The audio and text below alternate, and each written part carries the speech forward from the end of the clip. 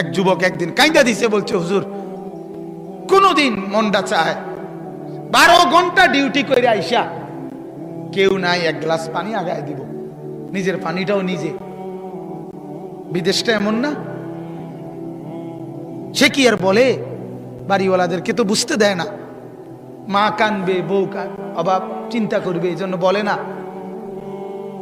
বলে না। এটাই তোর সন্তানের নিয়ম। কিন্তু নিজে সীমাহীন কষ্ট করে বিদেশের জন্য। আমার কষ্ট লাগছে দেখে, আমি হজ উমরায় গেছি যে সৌদি আরব, আগে কতবারই দেখছি, এরা নিয়ে যায় দাওয়াত দিয়ে দিয়ে তাকে রুমে, এই ছোট্ট গদ্দুর জায়গার মধ্যে কষ্ট করে থাকে।